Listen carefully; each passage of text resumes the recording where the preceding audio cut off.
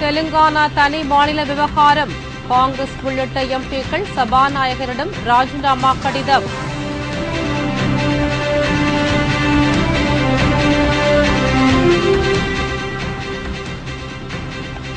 தமிழகத்தில் 27 லட்சம் பள்ளி குழந்தைகளுக்கு இலவச பஸ் பாஸ் இன்று முதல் வழங்கப்படுகிறது.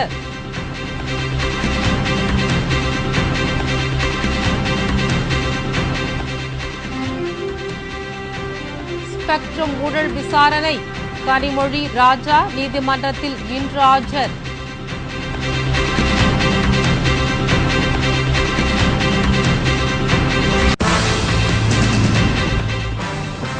சென்னை ராணுவ குடியிருப்பில் சிறுவன் சுட்டுக் கொல்லப்பட்ட விவகாரம், தலைமை செயலகம் அருகே இன்றும் பதற்ற நிலை.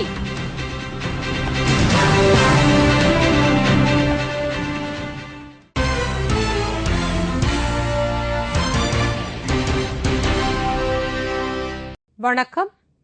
விரிவான செய்திகள். தெலுங்கானா தனி மாநில கோரிக்கையை உடனடியாக நிறைவேற்ற வலியுறுத்தி காங்கிரஸ் உள்ளிட்ட எம்பிக்கள் தங்களது பதவியை ராஜினாமா செய்ய டெல்லியில் முகாமிட்டுள்ளனர். ஆந்திர மாநிலத்தை இரண்டாக பிரித்து தனி தெலுங்கானா மாநிலத்தை உருவாக்க வேண்டும் என்று வலியுறுத்தப்பட்டு வருகிறது. தனி தெலுங்கானா கோரிக்கையை வலியுறுத்தி கடந்த ஆண்டு ஆந்திர மாநிலத்தில் பெரும் போராட்டம் நடைபெற்றது. தற்போது மீண்டும் இந்த கோரிக்கை விஸ்வரூபம் எடுத்து வருகிறது. தெலுங்கானா பகுதியைச் சேர்ந்த காங்கிரஸ் உள்ளிட்ட கட்சிகளின் எம்எல்ஏக்களும் எம்பிக்களும் தங்களது பதவியை ராஜினாமா செய்து வருகின்றனர். டெல்லியில் தங்களது ராஜினாமா கடிதத்தை மக்களவைத் தலைவர் மீரா குமாரிடம் அளிக்க காங்கிரஸ் எம்பிக்கள் முகாமிட்டுள்ளனர். தனி தெலுங்கானா கோரிக்கையை மேலும் தாமதப்படுத்தக்கூடாது என்றும் கோரிக்கை நிறைவேற அனைத்து எம்பிக்களும் ஒருங்கிணைந்து செயல்பட வேண்டும் என்றும் அவர்கள் வலியுறுத்தி வருகின்றனர்.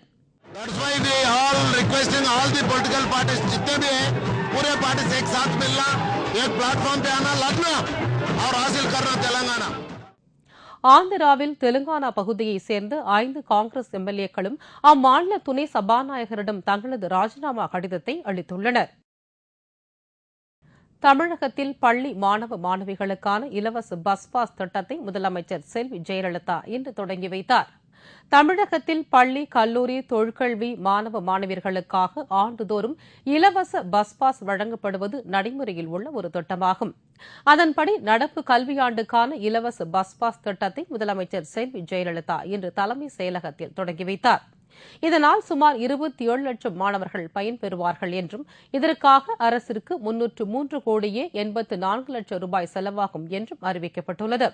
இதைத் தொடர்ந்து பத்திரப்பதிவு துறையில் பணியாற்றும் உயர் அதிகாரிகளுக்கான 24 புதிய வாகனங்களை அவர் வழங்கினார். மேலும் சிறப்பாக பணியாற்றிய 2 ஓட்டுநர்களுக்கு 4 கிராம் எடையுள்ள தங்க பதக்கங்களையும் அவர் வழங்கினார். இதன் பின்னர் திருவொற்றியூர் மற்றும் எண்ணூர் மீனவ கிராமங்களைச் சேர்ந்த ரவி, பன்னீர்செல்வம் மற்றும் சுதாகரன் ஆகிய 3 மீனவர்கள் கடலில் காணாமல் போனதைத் தொடர்ந்து அவர்களது குடும்பத்திற்கு 1 லட்சம் ரூபாய் நிதியுதவி வழங்கி முதலமைச்சர் ஜெயலலிதா ஆறுதல் கூறினார். கோடை விடுமுறை முடித்து சிபிஐ சிறப்பு நீதிமன்றம் இன்று திறக்கப்படுவதை அடுத்து ஸ்பெக்ட்ரம் ஊழல் வழக்கில் கைது செய்யப்பட்டுள்ள 15 பேரும் நீதிமன்றத்தில் ஆஜர்படுத்தப்பட உள்ளனர்.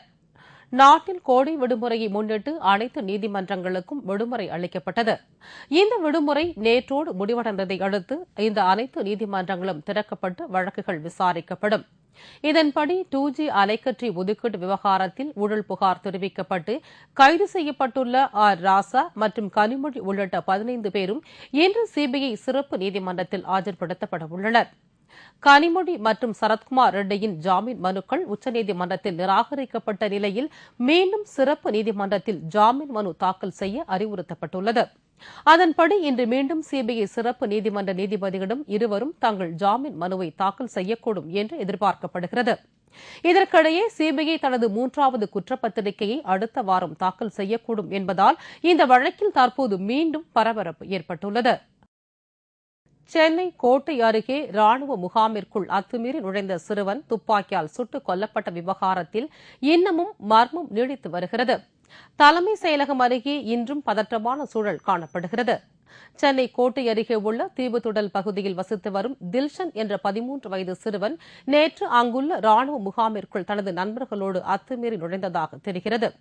அப்போது மாணவனை அங்கிருந்து ராணுவ வீரர்கள் சுட்டுக் கொன்றதாக தகவல் வெளியானதை தொடர்ந்து பொதுமக்கள் சாலை மறியல் மற்றும் ஆர்ப்பாட்டத்தில் ஈடுபட்டனர். தகவல் அறிந்து விரைந்த காவல்துறையினர் பொதுமக்களின் போராட்டத்தை தடுக்க முயன்றபோது தள்ளுமுள்ளு ஏற்பட்டதை அடுத்து தடியடி நடத்தப்பட்டது. இந்த நிலையில் மாணவனை ராணுவ வீரர் சுட்டுக் கொல்லவில்லை என்றும் அந்த சமயத்தில் காவலுக்கு நின்ற ராணுவ வீரரிடம் துப்பாக்கி இல்லை என்றும் ராணுவ உயர் அதிகாரிகள் தெரிவித்துள்ளனர். இதற்கிடையே சிறுவனின் குடும்பத்திற்கு 5 லட்சம் ரூபாய் நிதியுதவி வழங்கிய முதலமைச்சர் ஜெயலலிதா ராணுவத்தினரை கடுமையாக குற்றம் சாட்டியுள்ளார்.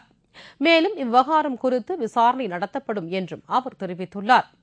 சிறுவன் தில்ஷன் சுட்டுக் கொல்லப்பட்ட விவகாரத்தில் யார் மீது தவறு என்ற மர்மம் நீடித்து வருகிறது.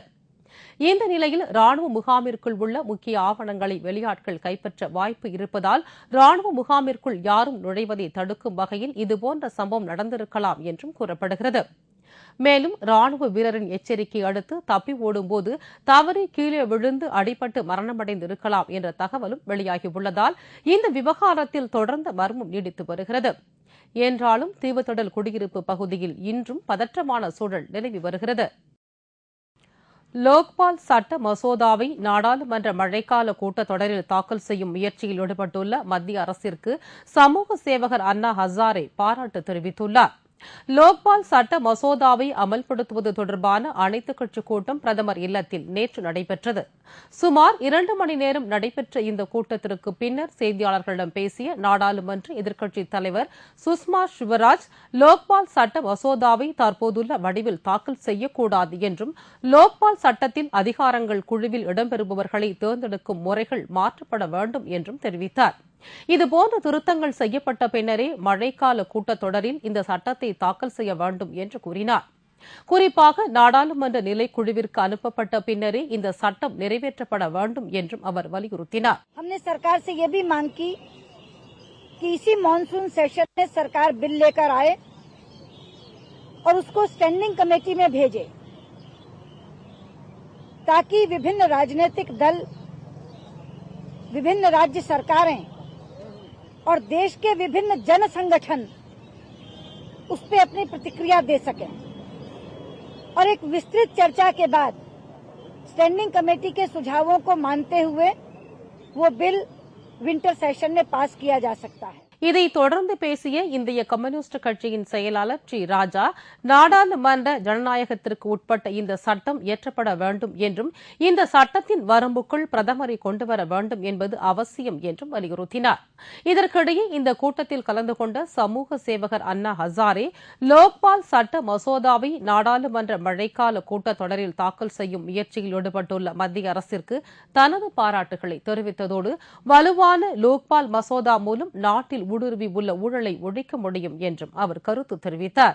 इस देश में जो भ्रष्टाचार बढ़ गया है उसको अगर हम कुछ हद तक काबू में लाने के लिए सशक्त लोकपाल बिल का कानून लाना बहुत जरूरी है और कई पक्ष पार्टियां उसके बारे में जो बोल रही है वो मुझे अच्छा लगता है. கருப்பு பண விவகாரம் தொடர்பான வழக்கில் உச்சநீதிமன்றம் இன்று முக்கிய தீர்ப்பு வழங்கவுள்ளது. ஸ்விஸ் வங்கியில் இந்தியர்கள் அதிக அளவில் கருப்பு பணம் பதுக்கியுள்ளதாக எழுந்த குற்றச்சாட்டை அடுத்து அதை மீட்டு இந்தியாவுக்கு கொண்டுவர மத்திய அரசிற்கு உத்தரவிடக் கோரி உச்சநீதிமன்றத்தில் மூத்த வழக்கறிஞர் ராம்ஜெத் மலானி வழக்கு தொடர்ந்திருந்தார். இந்த வழக்கில் ஆஜரான அரசு வழக்கறிஞர் ஸ்விஸ் வங்கியில் கருப்பு பணத்தை பதுக்கி உள்ளவர்களின் பெயர்கள் மற்றும் தொகை ஆகியவற்றை வெளியிட முடியாது என்றும் இதற்கு இந்திய ஸ்விஸ் நாடுகளுக்கு இடையான ஒப்பந்தம் அனுமதி அளிக்காது என்றும் கூறினார். இதற்கு உச்சநீதிமன்றம் கடும் கண்டனம் தெரிவித்தது. ஸ்விஸ் வங்கியில் சுமார் 26 இந்தியர்கள் கருப்பு பணம் பதுக்கி வைத்திருப்பதாக தகவல்கள் வெளியானது. இவர்கள் பற்றி விவரத்தை அறிவிக்க வேண்டும் என்றும் மற்றொரு மனுவை ராம்ஜெத் மலானி உச்சநீதிமன்றத்தில் தாக்கல் செய்தார். இந்த நிலையில் கோடை விடுமுறை காரணமாக உச்சநீதிமன்றத்திற்கு விடுமுறை அளிக்கப்பட்டது. இந்த விடுமுறை நேற்றோடு முடிவடைந்தது. கருப்பு பணம் குறித்த விசாரணை இன்று நடைபெறும். இந்த விவகாரத்தில் முக்கிய தீர்ப்பு வழங்கப்படும் இன்று என்ற எதிர்பார்ப்பு உள்ளது. புதுதில்லியில் சென்ற ஆண்டு நடைபெற்ற காமன்வெல்த் விளையாட்டுப் போட்டியின்போது ஸ்விஸ் நிறுவனம் ஒன்று விண்ணப்பிப்பதற்கு முன்பாகவே அந்நிறுவனத்திற்கு ஒப்பந்தம் வழங்க முடிவு செய்யப்பட்டதாக சிபிஐ விசாரணையில் தெரியவந்துள்ளது. புதுதில்லியில் கடந்த ஆகஸ்ட் மாதம் நடந்த 19வது காமன்வெல்த் விளையாட்டுப் போட்டிகளில் பல்லாயிரக்கணக்கான கோடி ரூபாய் அளவில் ஊழல் நடந்ததாக புகார் தெரிவிக்கப்பட்டு சிபிஐ விசாரணை நடைபெற்று வருகிறது. இதில் சுரேஷ் கல்மாடி உள்ளிட்ட பலர் கைது செய்யப்பட்டுள்ள நிலையில் மத்திய இளைஞர் விளையாட்டுத்துறை இணை செயலாளர் ராகுல் பட்நாயக்கர் சிபிஐ முன்பு நேற்று விசாரணைக்கு ஆஜரானார்.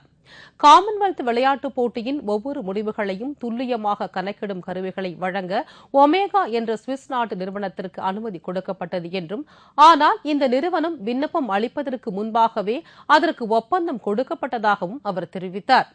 மேலும் அந்த நிறுவனம் குறிப்பிடப்பட்டிருந்த தொகையை விட குறைவான தொகையை கொண்ட மற்ற நிறுவனங்களின் விண்ணப்பங்கள் ஏற்கப்படாததால் 90 கோடி ரூபாய் அளவில் இதில் முறைகேடு நடந்திருக்கக்கூடும் என்று பட்நாகர் தெரிவித்தார். மேலும் காமன்வெல்த் விளையாட்டுப் போட்டி அமைப்பு குழுவினர் எந்தவொரு வழிமுறைகளையும் முறையாக கடைபிடிக்கவில்லை என்று தெரிவித்த அவர் 14 கோடி ரூபாய் அளவிற்கு வழங்கப்பட்ட உணவு தயாரிக்கும் கருவிகள் கேட்பாடற்று போடப்பட்டதாகவும் சிபிஐயிடம் தெரிவித்துள்ளார். இத்துடன் செய்திகள் நிறைவடைந்தன. தலைப்புச் செய்திகள் மாலை 6 மணிக்கு. உங்கள் பிரச்சினைக்கு உடனடி தீர்வு காண 30134600 என்ற கேப்டன் டிவியின் தொலைபேசி எண்ணை தொடர்பு கொள்ளுங்கள். வணக்கம்.